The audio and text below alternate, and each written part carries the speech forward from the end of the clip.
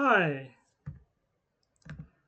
my name is Rob, and today I will be talking about a recent court filing which asks for Lake Winnipeg to be granted personhood or human rights under the Canadian Charter of Rights and Freedoms. And I will look at a river in Quebec which also has uh, rights protected. Um, there was a movement called the Rights of Nature. Before moving on, I will play the sound of waddle, which is also in Anishmoan uh, and Lake Winnipeg is included in Anishinaabe territory. Um, Anismoan called refers to water as Nibby, and there's a belief system that water is a living being with a spirit. So I think it's important to play the sound of water. This water is not from Lake Winnipeg. It is a recording of waddle which I found, so I will play it.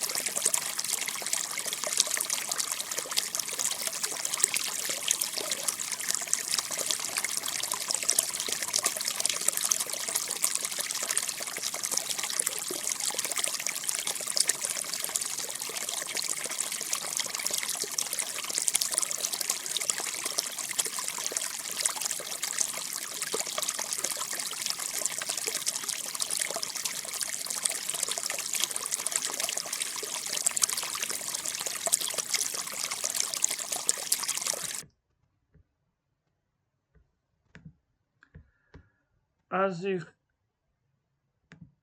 as you can see or hear, the waddle uh, was flowing. The sound fluctuated a little bit. This was a small a sound of a small stream, um, and yeah, I will look at the first court filing, and I'll mention first news article.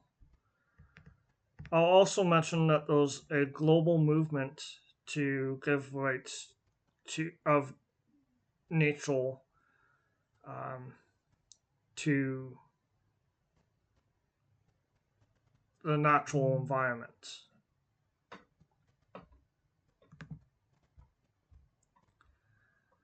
So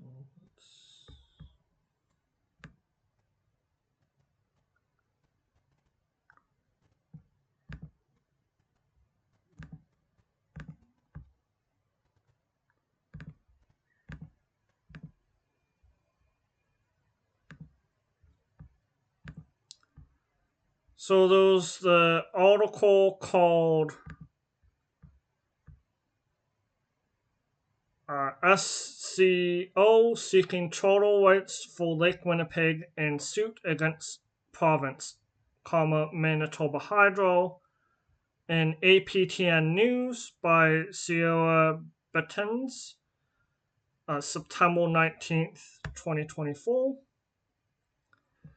And it's saying the Southern Chiefs Organization, this is a First Nations organization based in Manitoba, and there's a U.S. state as well, or what is known as Manitoba. They're taking the province of Manitoba and Manitoba Hydro to court over the treatment of Lake Winnipeg, which is known as Winnipesaukee.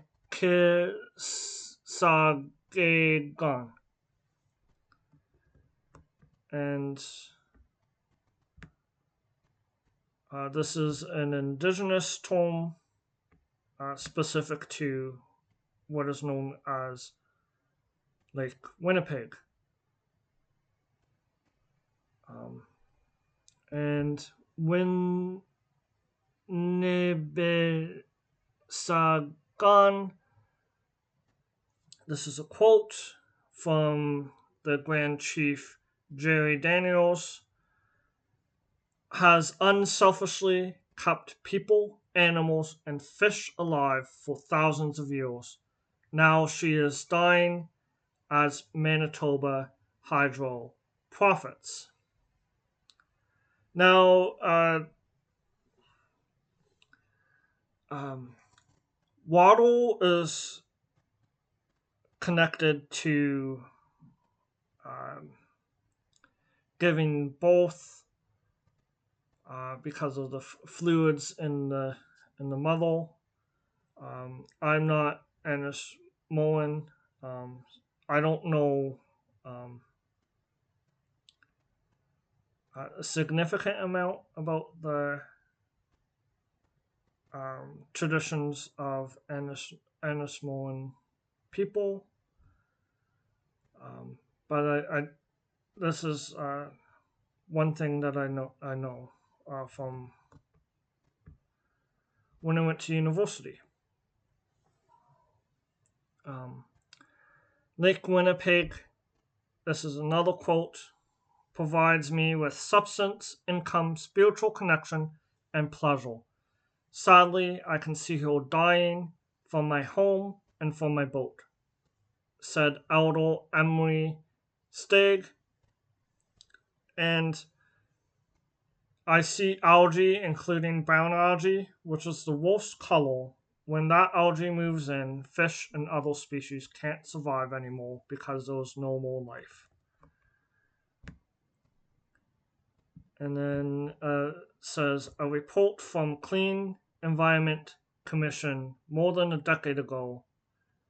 Oh, this is a quote in an article from Grand Chief Daniels. Found among many shortfalls that Manitoba Hydro did not properly consider environmental protection and climate change in its planning and operations. Did I highlight anything else? Okay. I didn't highlight anything else in this article. So go to the next.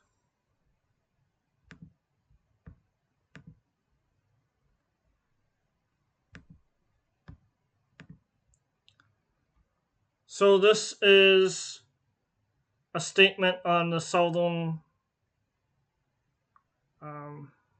Chiefs Organization webpage, saying that the government, saying that they're taking Manitoba Hydro and the government of Manitoba to court, and they're saying that we when big gay gun is on life support, and they're launching a charter challenge. And they're saying that this is an unprecedented move in Canada.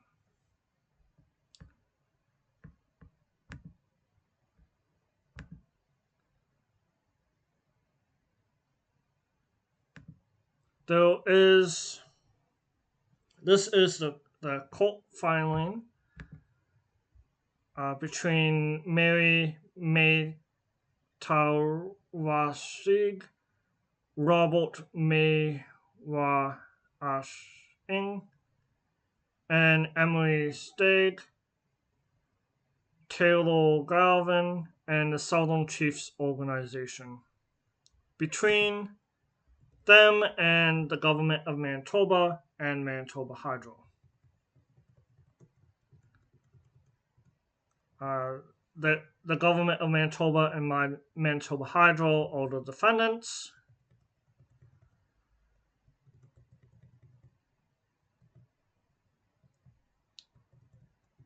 And then this is the claim. Winnipeg Sagegon Lake Winnipeg has a spirit and is sacred and living. The claim says that First Nation Lodge keepers, land users, and rights holders tell us that Lake Winnipeg is suffering and she is sick, and that Western scientists agree. And then it is our responsibility, so the plaintiffs, to speak on behalf of Lake Winnipeg. And those the Nibi Nadama Gayak, which means, I think, I looked up this translation.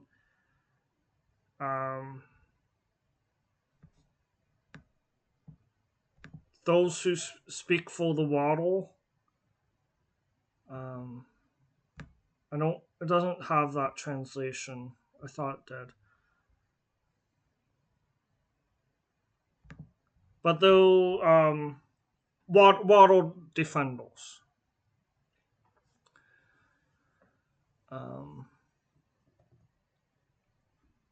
And these individuals have traditional knowledge specific to Lake Winnipeg and Anishinaabe law. And then they want to bring the responsibilities under Anishinaabe law and teachings to ensure the protection and survival of Lake Winnipeg and other living entities which depend on her. It's talking about Manitoba Hydro, which operated the Lake Winnipeg Regulation Project under the Water Power Act and Water Power Regulation. They're saying that it artificially constrained water levels, which fundamentally altered seasonal variation of water levels and flows and materially increasing the quality of water flow. The LWO project has profound and cascading impacts on the health of the lake, surrounding watersheds, wetlands, and shorelines, and on other living beings, including plants, fish, animals, and birds. So a lot of the times infrastructural projects have negative impacts, and they're talking about that.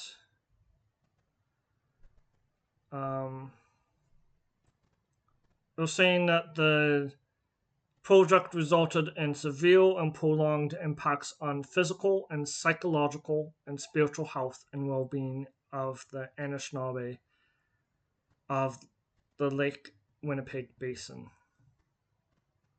And that this project has never been subject to an environmental assessment. And I will say that environmental assessments don't just look at the environment, they look at the social and economic considerations of a project as well as the environment. And the Canadian Constitution has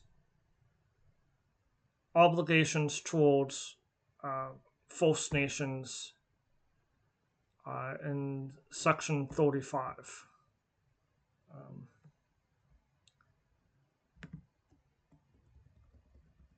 And then it says that the health of Lake is in crisis, and without having done an environmental assessment of which looks at the potential risks, it's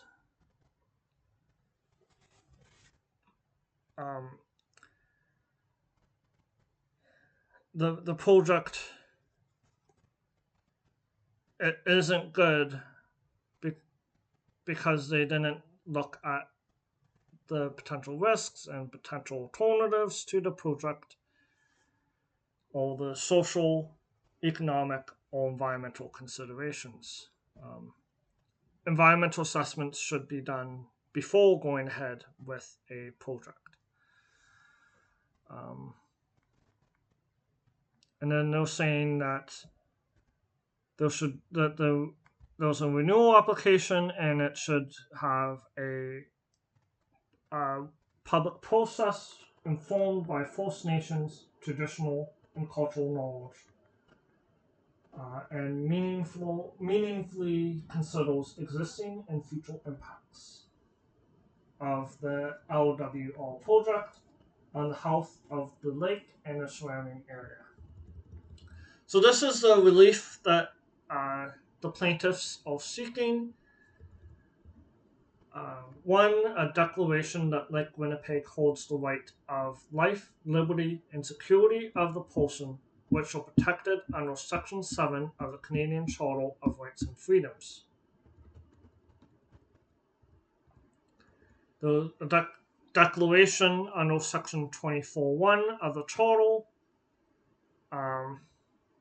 and I looked up Section 24.1, and it's saying anyone whose rights or freedoms as guaranteed by this charter have been infringed or denied may apply to a court of competent jurisdiction to obtain such remedy as the court considers appropriate and just in this circumstance.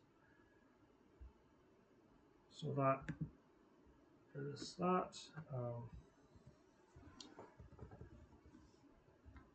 So there's a bunch of references to Section 24.1.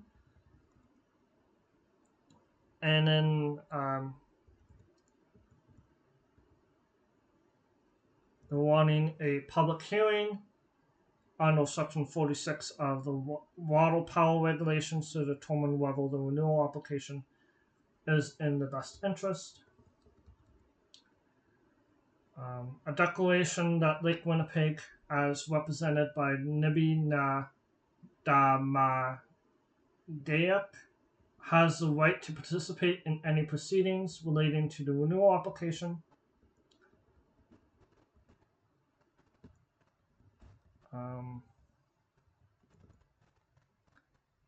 So the Southern Chiefs organization is mandated to protect, preserve, and promote and enhance its members' inherent rights, languages, customs, and traditions, including for the purposes of this action. And they represent 33 Anishinaabe and Dakota nations and more than 87,000 citizens. And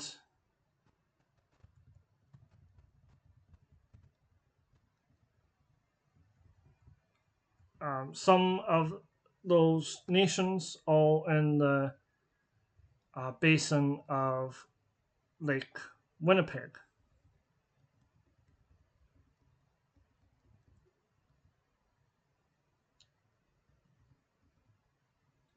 And then the plaintiffs, one of the plaintiffs' nation was mentioned.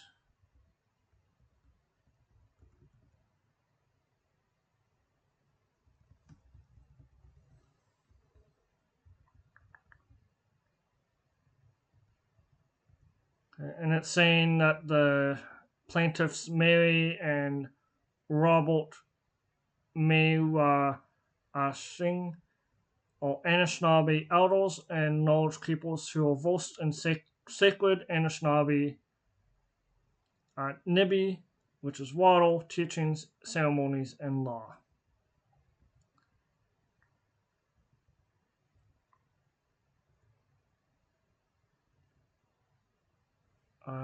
They're members of the Total Lodge National Council of Elders and Knowledge Keepers.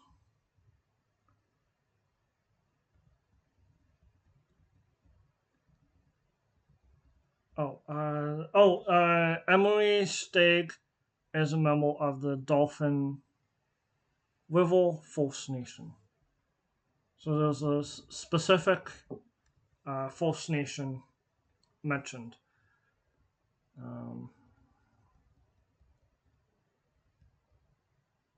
And then there's the Taylor Galvin is a member of the Broken Head Ojibwe Nation, which is on the shoreline of Lake Winnipeg and is the director of Broken Head Wetland Ecology Reserve and is a land-based educator and community coordinator with the University of Manitoba Environmental Conservation Lab.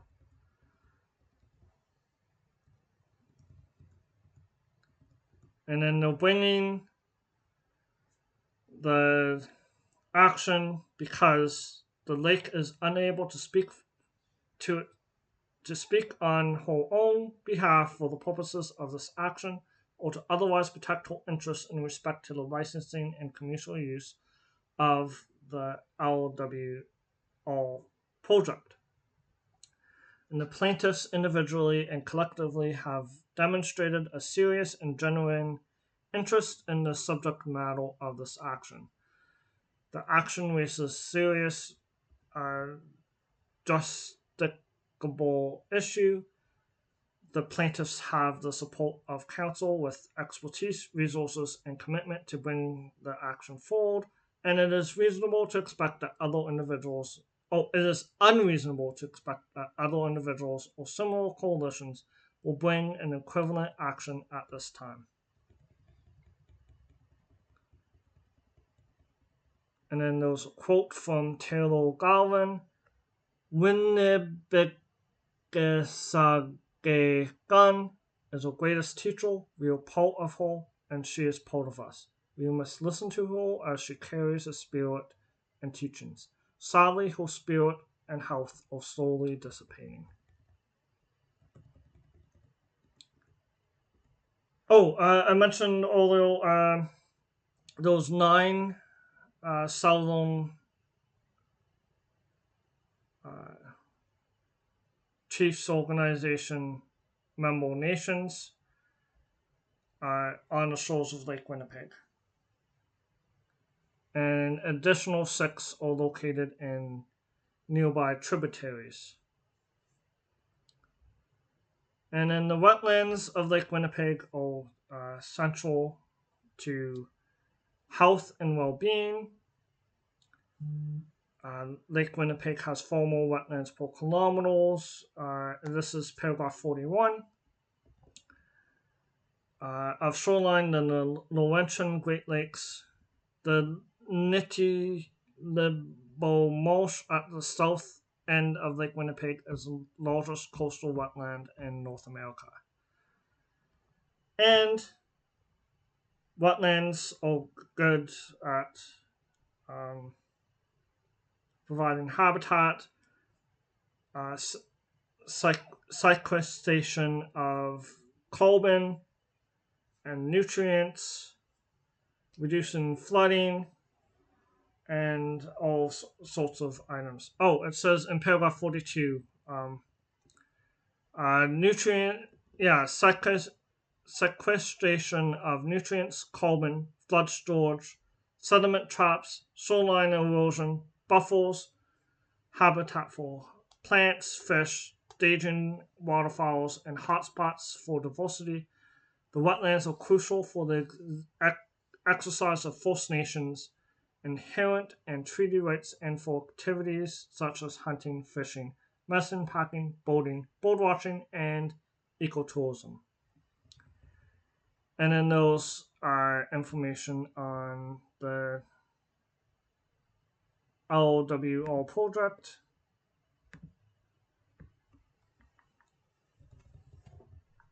So, and then there was a clean Environment Commission report in paragraph 53.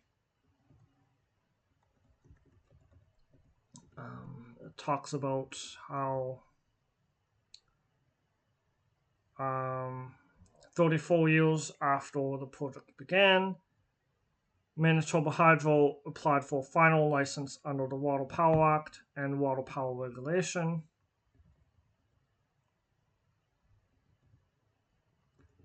And the commission found that the project was out of step with modern legislative, consultation, and environmental standards. And they concluded that in contrast to other jurisdictions in Canada, Manitoba licensing and regulatory regime for the LWR project, this is in paragraph 56, did not include multi-stakeholder water management planning process, relied on license conditions which lacked scientific rationale, and which had never been rigorously assessed or subject to public planning process, allowed Manitoba Hydro to operate on a discretionary basis in the absence of externally reviewed and approved conditions, without public scrutiny or consideration of the broader public interest, lacked baseline environmental information or requirements for new research to address existing information gaps, failed to adequately consider environmental protection and climate change planning. And the commission report said that, and this is in paragraph 58, the public hearing was not an environmental assessment of the LWR project under the Environment Act. And then there was no environmental assessment undertaken by Manitoba Hydro, nor was there an opportunity for participants to provide independent evidence or to test evidence of expert witnesses through cost examination.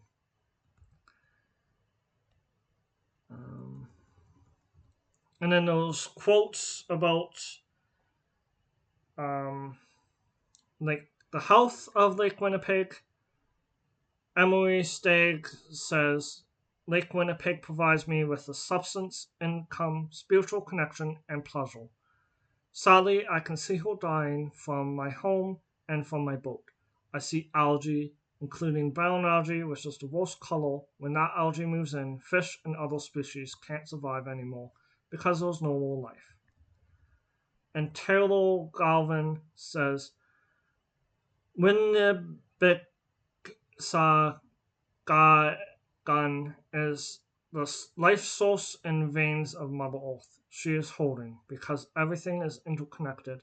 When Winnipeg sa gun holds, so too do all the living beings who rely on her. The wetlands are the kidneys of Mother Earth as they clean and filter the Nibi. Without healthy wetlands, Winnipeg sa gun is unable to clean herself. It is hard to watch the lake hurt so much.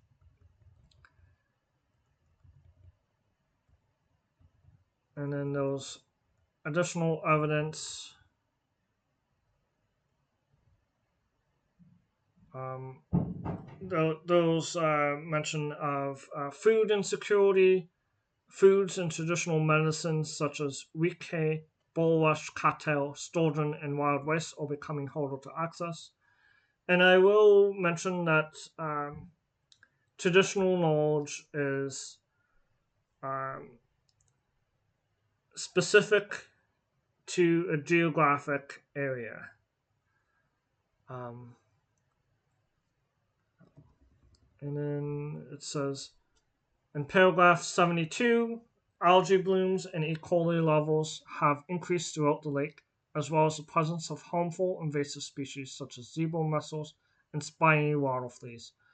The Nibinadamagaiak have hauled about and absorbed the negative consequences of E. coli levels and invasive species on water quality in Lake Winnipeg.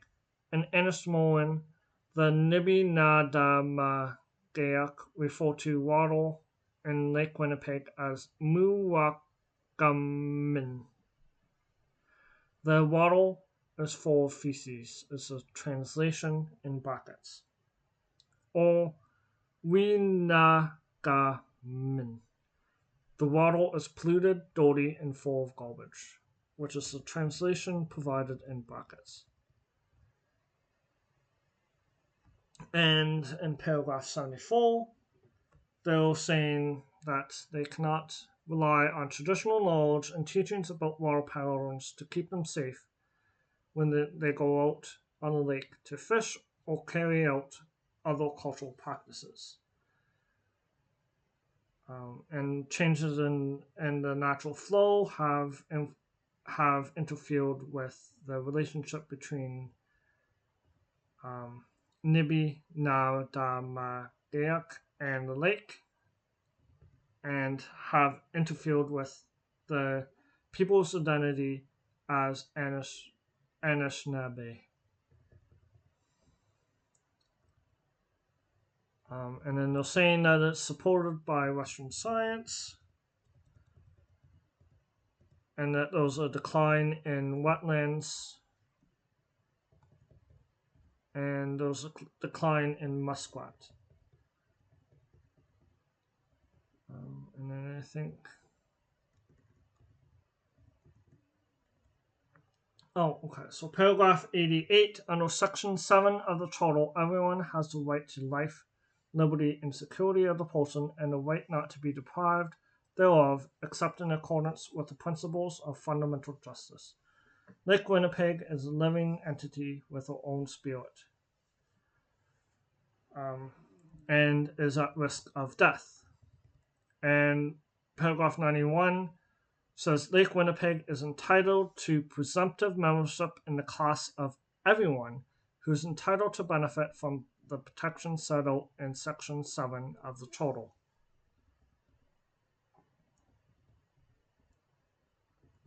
And they're saying that the licensing and commercial use of the LWR project violates the lake's Section 7 charter rights by artificially constraining water levels, fundamentally altering seasonal variations of water levels, materially increasing the quality of water flows, and otherwise obstructing the lake's natural flow, thereby depriving the lake of her right to liberty, causing or contributing severe physical and environmental impacts, including the loss of critical wetlands and extreme eutrophication, thereby depriving the lake of her right to life, and exposing the lake to increased risk of death, illness, or disease, including by interfering with and damaging the lake's ability to heal itself, thereby depriving the lake of her right to security.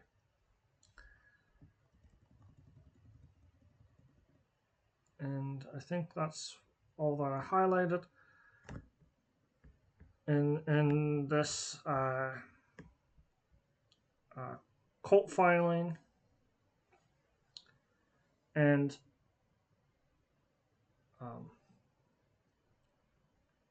people bring cases like this to protect the natural environment and to defend the rights of indigenous people and nations. So I will go to the next item.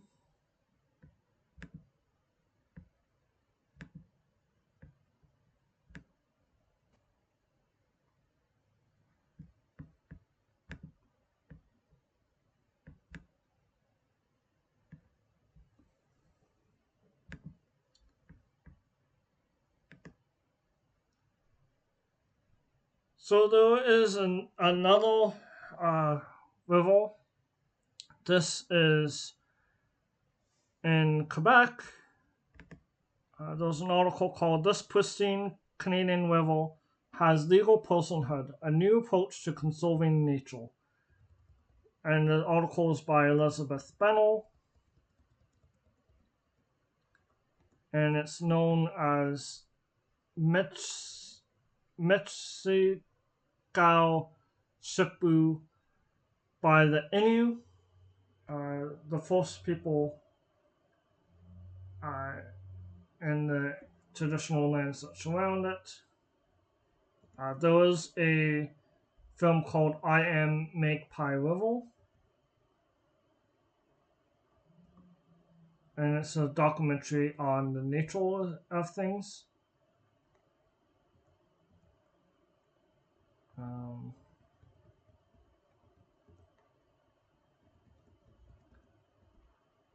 And it's another area where the river is used for energy production.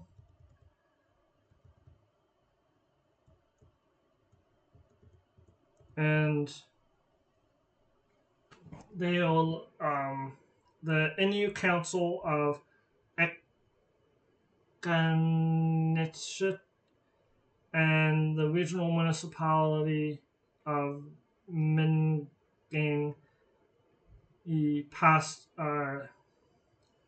sister resolutions, and this is from the article, granting the Magpie River and the landmark right of legal personhood. And they bestowed 9 rights, which are the right to life, to live, to exist, and to flow, the right to respect, the right to the respect for its natural cycles, the right to evolve naturally, to be protected and preserved, the right to maintain its natural biodiversity, the right to perform its essential functions within the ecosystem, the right to maintain its integrity, the right to be free from pollution, the right to regenerate and be restored, and the right to sue. And then there's a section called Navigating the Legal System.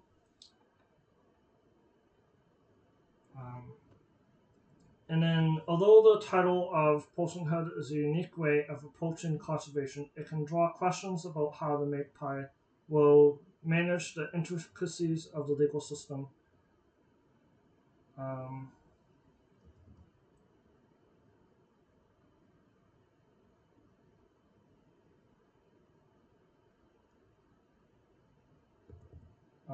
And then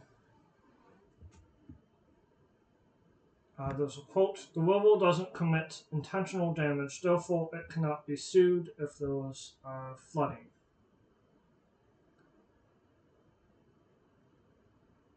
And then there will be I'm just seeing if it's good. There will be guardians appointed from both the Innu Council of Econitse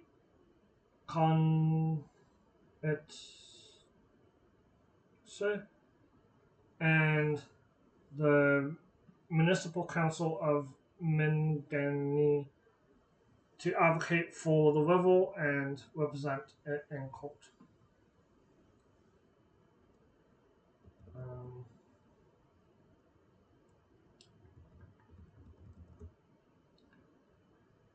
Yeah, and then I did look at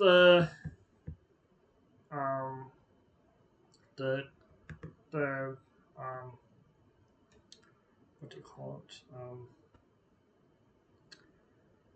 The resolutions, which is different than going to a cult.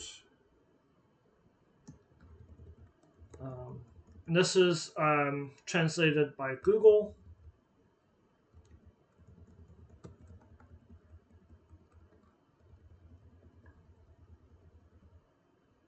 Did I highlight anything?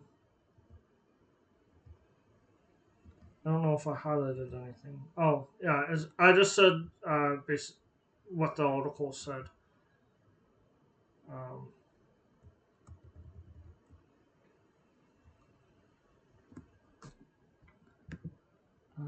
there is. Oh, and then this is the same version in French.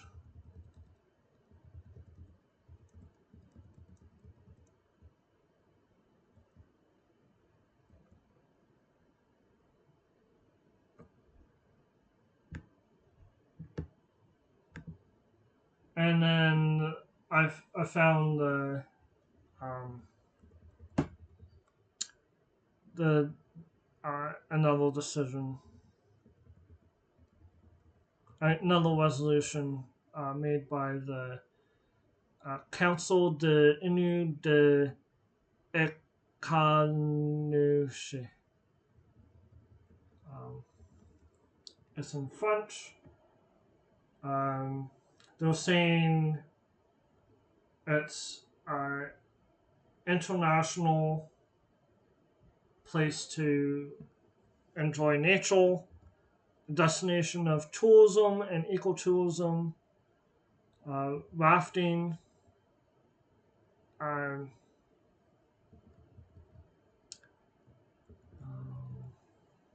those hydroelectric dam.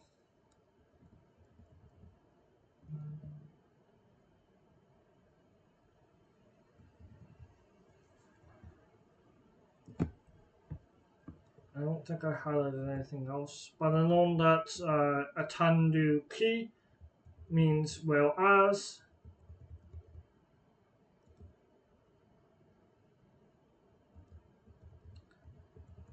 Oh, and then it references the Supreme Court of Canada.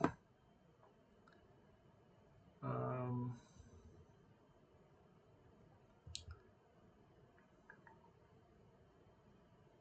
I don't think I highlighted anything else in this document.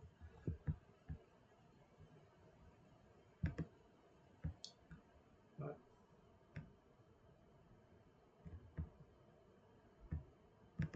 yeah. Yeah, so those are two water bodies that are being protected by indigenous nations and organizations, and um, and globally there was a movement to protect the rights of nature as there was a biodiversity crisis. We're losing a lot of wetlands. This has been observed in Ontario and globally.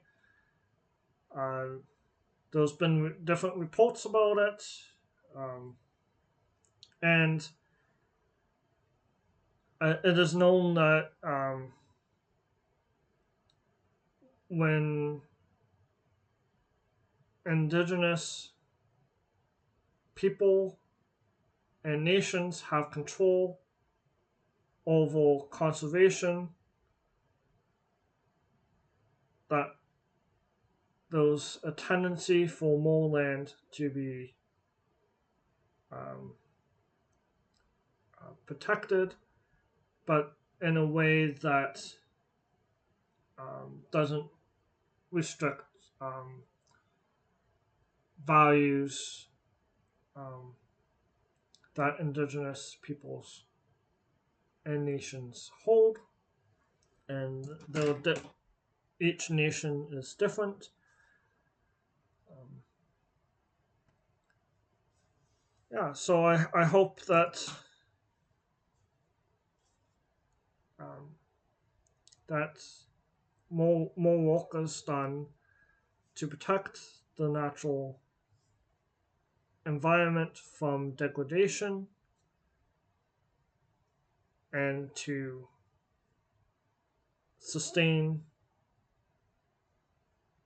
the rights of all people, including indigenous people. And that means giving rights to the natural environment. Thank you and have a good day.